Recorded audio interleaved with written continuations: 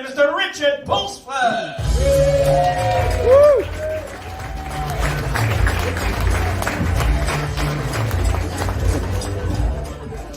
Good evening, Kirkcaldy. I know it's Kirkcaldy, I know. I've got a friend who lives locally, so I know all that. He lives in Burntisland.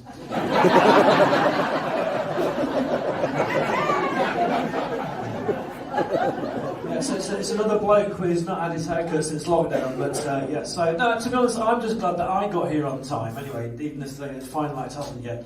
But I did get stuck in traffic, so I switched on the traffic report to find out what was happening, right? And they said that the road workers had decided just to down tools and have 2 games of football on the gravel wearing dance costumes.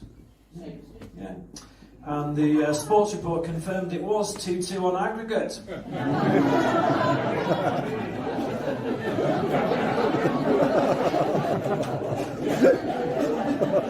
Good, we've got some builders merchants in that. Well, I saw this sports car, right, driven by a scantily clad young sheep, in a lamb bikini.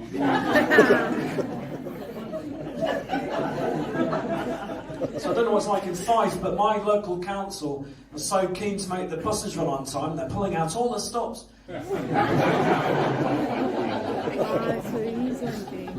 I said to my friend, it looks like the council are now employing transvestites. He said, bin men. I said, well, I think they still are, they're just wearing women's clothing.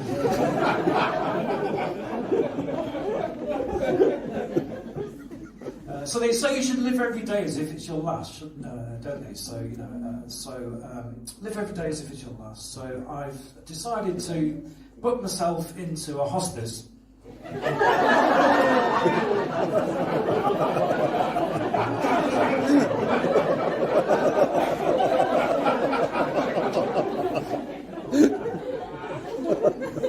My grandma, right, she used to say that when she was young, no one in her street ever locked their doors. Yeah, which is probably why she was such a successful burglar.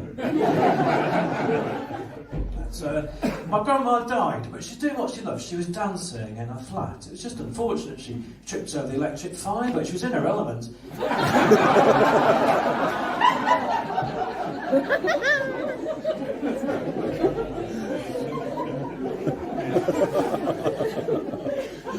My granddad says that when he goes, he wants to be surrounded by his family. Now, we've all got our own lives to live, and anyway, we can't all fit into his bathroom.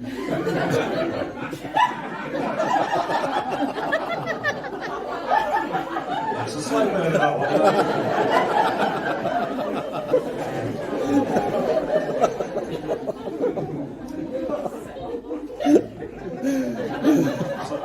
Need more time? I've recently been diagnosed with Asperger's, but I also have dyslexia, so it could be asparagus.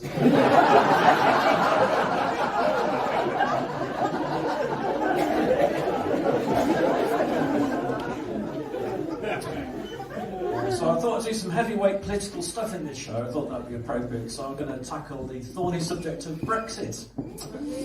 Now, it's just an observation really about Brexit. You know, it's affected the importing of Mediterranean fruit, hasn't it? You know, such as figs and prunes. And it's also brought an end to freedom of movement.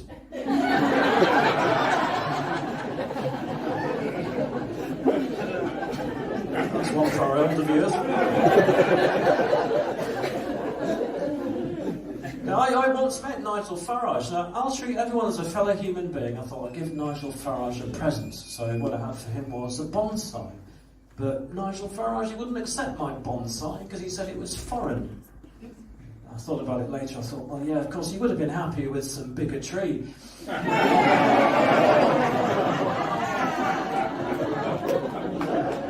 Didn't know how that one was going to go down, but I thought, it'll be all right. Nobody here likes fun. James Bond is getting older, isn't he? Yeah, so he now has to wear glasses. So the next Bond film is going to be called Your Four Eyes Only.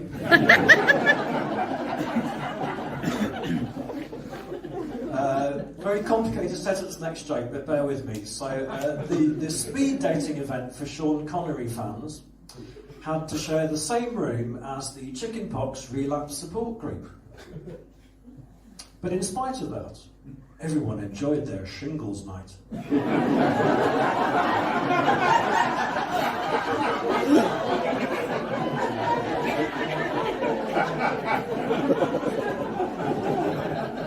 Convoluted, I admit. I've read this article right now. I've not yet had a chance to try and do what it said, but I thought I'd share it with you guys in case you want to try it when you get back. So what it said was, and I've got to get it right, so you get it right. If you watch 4 weddings and a funeral, yeah, followed by 3 men and a baby, so that's 4 weddings and a funeral, then 3 men and a baby, you'll watch 2 crap films.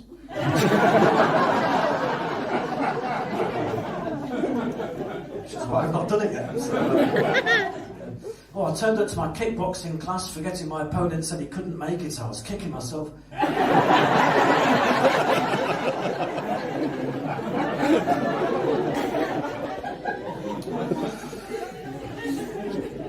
After every horse race, I asked my tiny jockey friend just how he got on.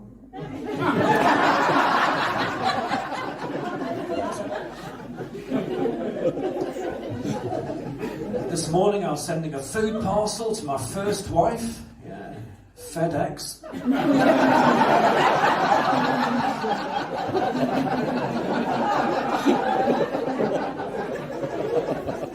The clue to how that relationship is going is in that phrase, first wife. Because, obviously when I found out she was having an affair with an auctioneer, I had to ask, how long has this been going?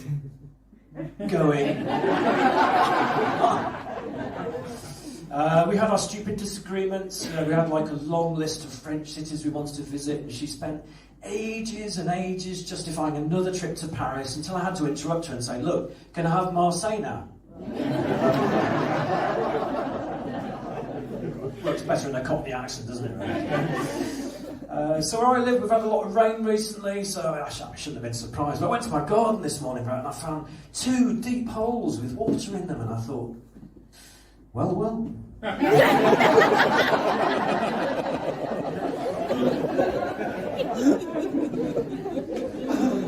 When I got the letter from the council telling me I got more weeds in my allotment than vegetables, well, I lost the plot.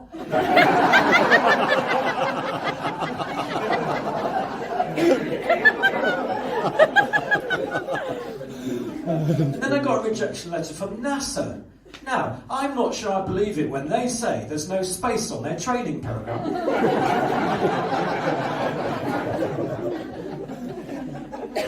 So I was telling my neighbour I'm going to buy a van.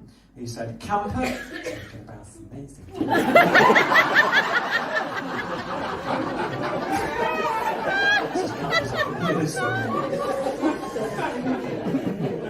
My neighbour, right, he had this really vicious-looking cat. Now, I'll be honest, I was afraid of this thing, but he suggested, just try giving it a stroke. Well, it took a few weeks, but after making it smoke a lot of cigarettes, it finally had one.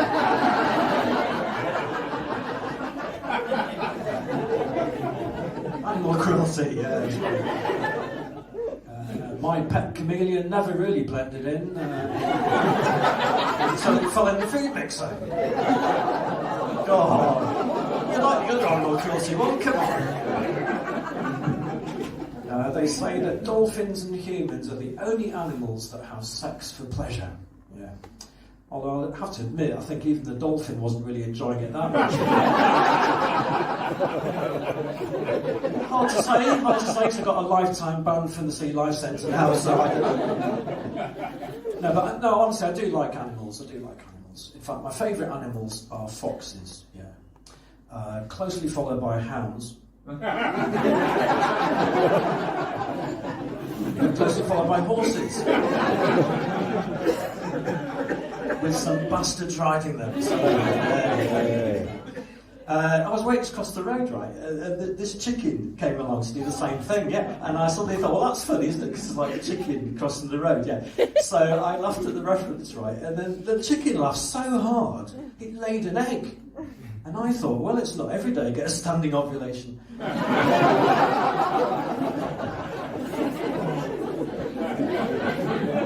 not expecting one tonight, to be honest. I've got a a Christian friend who believes that Jesus turned water into chamomile tea. But, that's just her beliefs.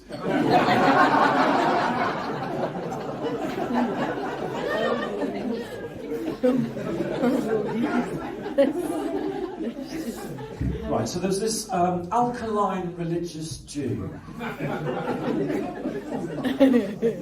Oh no, I fucked that one up. Oh no, it's going so well. Oh, that's embarrassing. Oh, can I start that one again? Yeah, sorry, okay. There was this Hasidic Jew.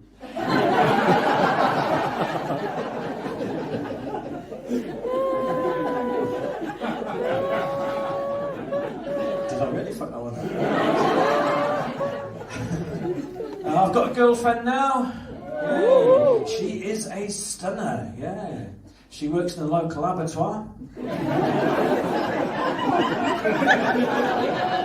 Oh no, sorry, it's animal cruelty again, isn't it? I got my sleeping pills mixed up with my Viagra. Boy, that was some cooker.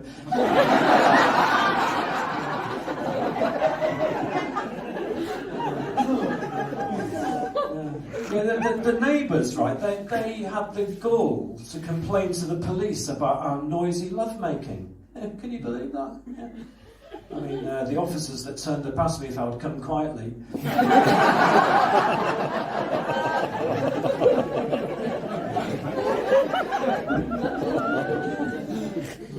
Give us a cheer if you've got little kids. Anyone got little kids? Yeah. I've got 3 little ones. I think it's something like a weekly trip up to local A&E. It's a bit embarrassing, but it's like first name terms and everything. And, it's hard to juggle work and kids, but until I can perfect the juggling, they're just going to keep getting injured.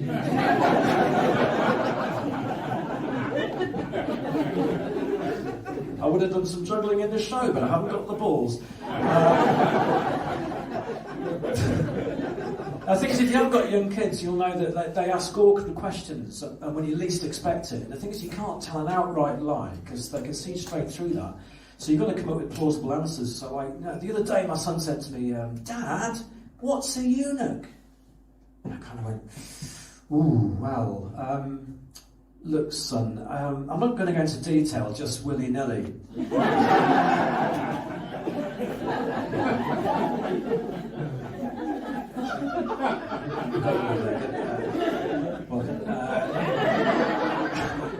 And then he announced out the blue, he said, "Dad, I've reached puberty," which was complete bollocks.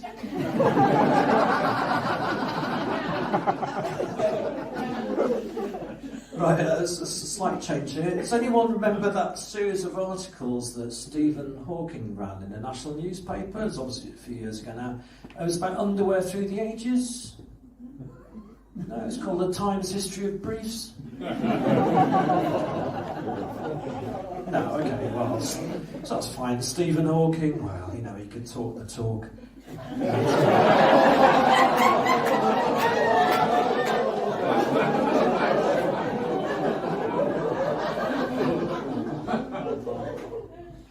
I found this in my jeans.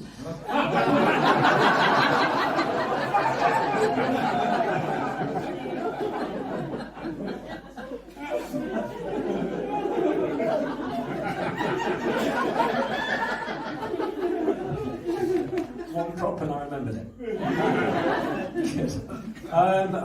So I've been contractually obliged to do 10 minutes and I think I've probably overrun already. So I think I'm a bit too sort of British in my attitude. I'm too diffident and I think I should actually have a little bit more of a boast on stage about things I've achieved in comedy. So I'm just going to do that before I leave. So one thing is I've been in the top 10 jokes at the Edinburgh Fringe the last 3 times. Yay! Would you like to hear what one of the jokes was? Yay! So last joke was, not sure what you call a small spinach from a pen, but I have an inkling.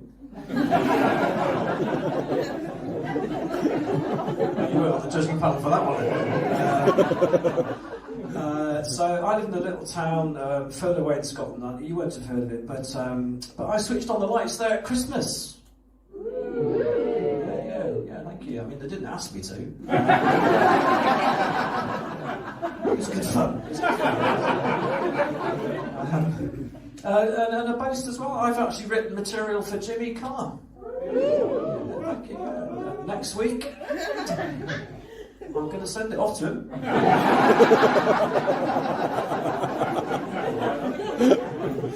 And probably my proudest moment in comedy was just last year when I was supporting Kevin Bridges at the O2 in Glasgow.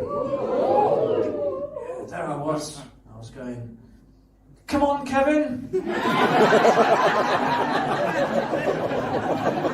So that's how you do comedy. Thank you, Kevin. Have a bit of Pulsford. Enjoy the rest of your life. Thank you.